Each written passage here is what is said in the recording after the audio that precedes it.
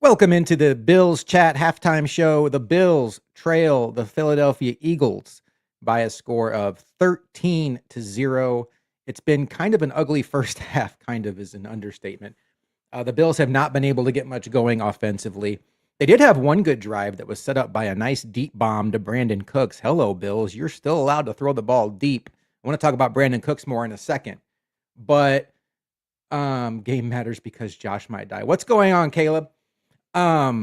It was nice to see Brandon Cooks catch that ball, but then Josh Allen with one of the weirdest fumbles you'll ever see, almost like something out of Madden, where he did pump fake, but he held on to the ball and then it went backwards and the Eagles recovered it. Just a really tough break for the Bills. And then since then, they have not been able to get anything going offensively. Their offensive line is having a lot of trouble with the Eagles' defensive front. There was a situation where Jalen Carter just absolutely sunned Osiris Torrance.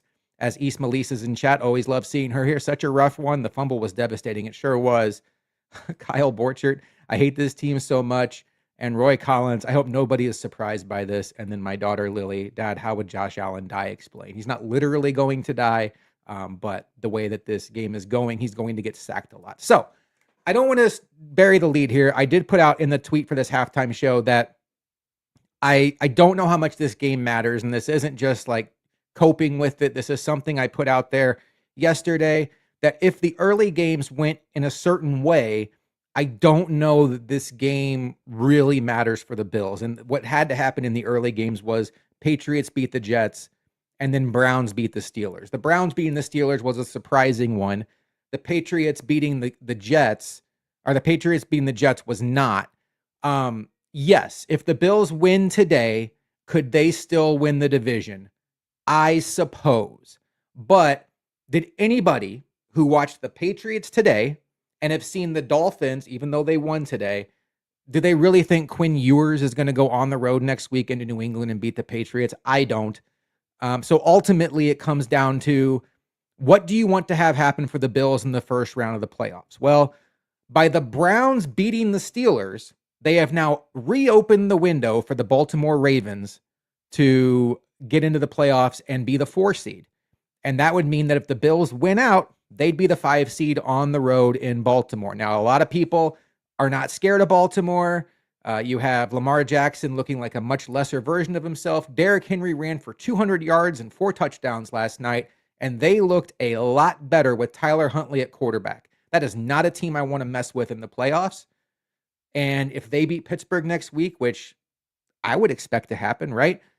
I don't want to go there. It's not like I'm thinking, oh, the Bills can't beat the Ravens. But at this point, does it really matter if you go to Baltimore or to Jacksonville or I guess Houston or Denver or New England? To me, it's all the same. So that's why I don't know that this game truly, truly matters. The Bills have already punched their ticket to the playoffs. So have the Eagles. And, unless you see a scenario, which again, I don't, where the Patriots fumble the bag next week in New England against Miami when they have everything to play for, I just don't think it's worth getting too upset about this game. I just don't. I think there's actually some scenarios out there where it benefits the Bills to lose this game. One of which is, if they lose, Patriots win the AFC East, correct, obviously, but that gives the Bills some flexibility next week. If they're still alive for the AFC East, they almost certainly have to try hard against the Jets. If next week all they're playing for is the 6 or the 7, hey, Kendall Lilly, 6-7, the 6-7 seed, it really doesn't matter that much. And you could give guys a break. You could rest James Cook, who's going for the rushing title. He may not be wanting to rest. You could rest Josh Allen after he does a ceremonial handoff and then extends his start streak. You could get this team that is still so beat up much needed rest. And to me, that's way more valuable than playing as hard as you can against the Jets and then hoping that the Dolphins, who are probably a 2-touchdown underdog, can go to New England and beat them. So that's where I'm at. Caleb says it's the Jets. Game might be over after a quarter anyways. That's true also. Roy Collins says, Bills already have a playoff spot. The game means nothing other than seeding. To me, that doesn't matter because the Bills aren't good enough to win it all. Anyway, Roy, I hear you, but I very much disagree with you. This year in the NFL, there are no great teams based on the precedent that we had set in the past, which are teams like the Eagles looked last year, where they have stacked defense, stacked offense, stacked offensive line, great running game, and a quarterback that can get hot and go toe-to-toe with anybody. There is no team like that this year. The Chiefs had a great defense. They didn't even make the tournament. The Ravens may not make the tournament. The Lions are out, and they have a Pro Bowl level offense at almost every position. So now you're looking at a flawed Eagles team with a flawed offensive line. You're looking at, a Green Bay Packers team that lost last night at home. Who in the AFC scares you? Patriots already won in their building. I know people are scared to death of Houston. I get it. I saw the Thursday night game. It was a Thursday night game. So we have to also be able to set that aside and realize Thursday night is not kind to the road team. The Bills did everything they could in that game to lose it, and they still had a real shot at winning at the end. Are you scared of Trevor Lawrence and the Jacksonville Jaguars? They're playing for a 1 seed, and they had to play till the final minute to beat Phillip Rivers and the dead-to-the-doornail Indianapolis Colts today. Colts had nothing to play for. They were mathematically eliminated as of Saturday. So that's why I say just get in. Don't worry about the seeding. If I thought the Bills had a chance to get their AFC East title, I would say, hey, get this one done. Get a home game in Buffalo. I just don't see that on the table, and that's why I'm not sweating this game or honestly next game. Because whether you're the 6, the 7, or the 5, I just think the path is going to be similar unless the Steelers win next week. Then I do think you'd want to be the 5 because I think that's an easier draw than wherever you are with the 6 and the 7. But ultimately, let's get back to this game. The Bills don't have much going. This game has been really overcome by weather. And boy, oh boy, did I have a regrettable tweet. After the pass to Brandon Cooks, I hit send from the Bills chat Twitter account. That was me, not Luca. Josh Allen is weatherproof. And I look up at my screen, and the next play, Josh Allen is fumbling the ball with nobody around him, slipping out of his hands. And I look down at my phone, and it says, your tweet has been posted. And I realized, boy, that's bad timing. So then I quote tweeted it again and said, I'll go F myself. That one got a lot of likes, by the way. I appreciate you all. Kyle Borchert says that, wait a minute. 1 second here. That was Lily. Kyle Borchert says the blueprint is out. Play Mandy against Josh Allen. I disagree also. I hear you. What I would say, I know the Bills are down 13-0, and somehow I'm optimistic. I love what I'm seeing from Brandon Cooks today. And I realize they've only connected on one. He's actually getting open. The Bills get the best looks possible for their outside receivers because nobody respects their outside receivers and everybody respects their running game. And Brandon Cooks against this Eagles secondary is proving he can get open and burn them. They had a big one. They missed on a big one. But, and as we've seen in 2 previous games at New England, and what was the other one? The other one was, my brain is mush right now, maybe at Cincinnati.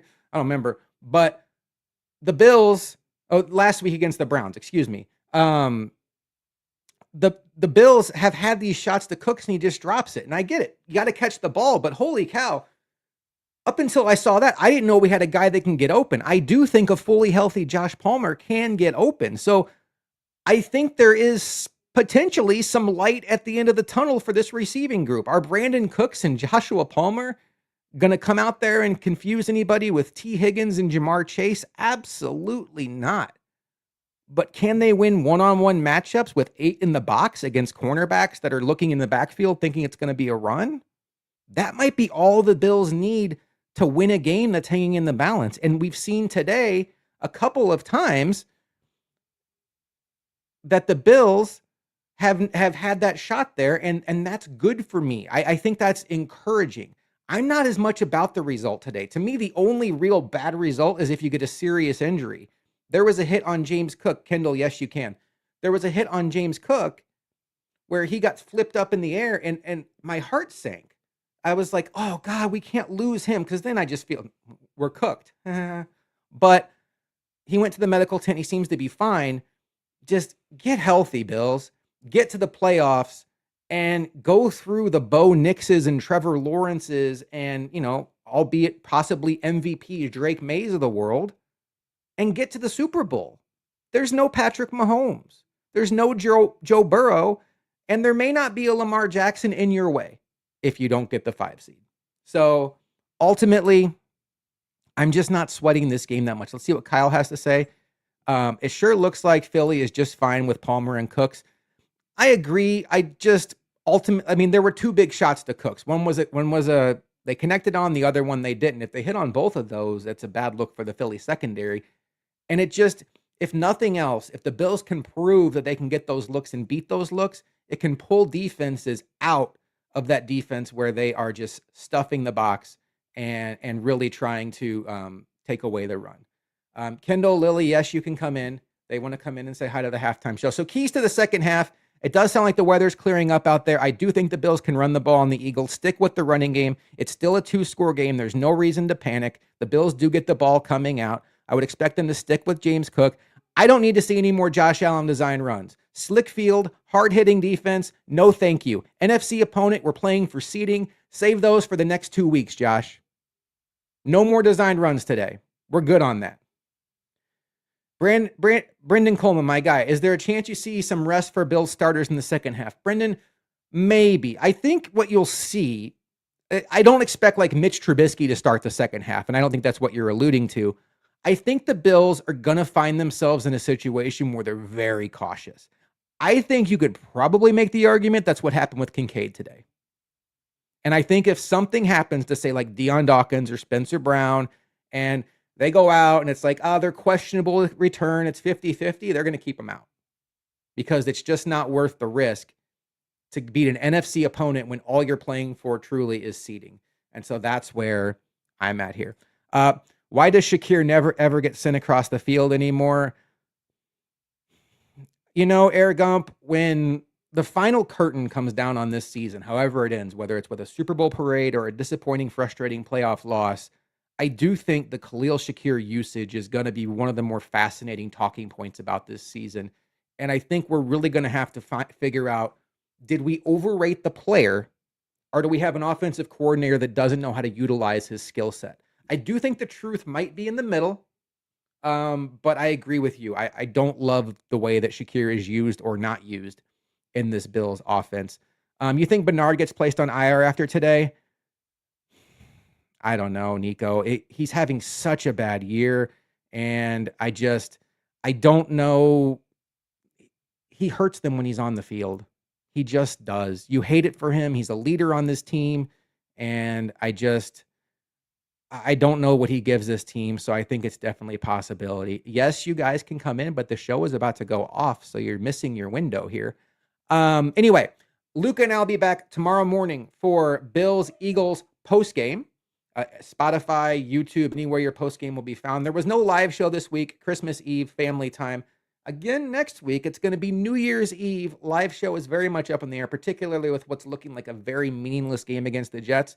Maybe we'll try to get something out there just so we don't go 2 weeks in a row without a live show. But that's what's coming up next. And then next week, I will be here for Bills Chat halftime show, Bills and Jets, as my daughter Lily's coming in. I don't think anybody else is coming in. Say hi, Lily. Hi. Say go Bills. No. No, they're not doing good today. They suck. Okay.